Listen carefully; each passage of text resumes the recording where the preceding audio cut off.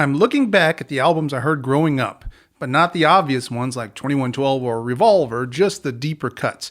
So here are the albums that made me. Every day I have the blues. I clearly remember having a conversation with my dad when I was maybe 16 years old. I had just discovered an album called Tones by Eric Johnson, an album that's almost certain to come up again in this series.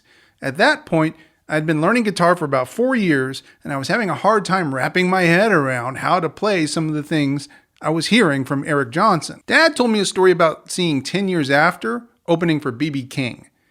During the opening set, Alvin Lee played non-stop, amazingly quick, and technically impressive things on his guitar, and the crowd was pretty into it.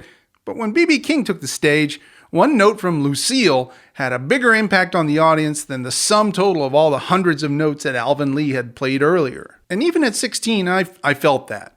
I mean, I was starting to go down the route of exploring faster and more difficult guitar playing, but at the same time, I'd grown up listening to the music of B.B. King, especially his 1959 album Live at the Regal. See, to me, in the history of live albums, you can hold up two examples of recordings that have the perfect band for the perfect audience at the perfect time. Johnny Cash's At Folsom Prison and Live at the Regal by B.B. King. And honestly, it's kind of hard to overstate the influence that B.B. King has had on my family, going all the way back to when my dad first started making music.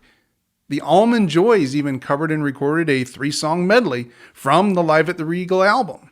For me, the standout tracks are the opener, Every Day I Have the Blues, and How Blue Can You Get? Final analysis. Is this an album I still like? Oh, you know it. Is this an album I still spin regularly? Yes. Would I recommend Live at the Regal? Of course.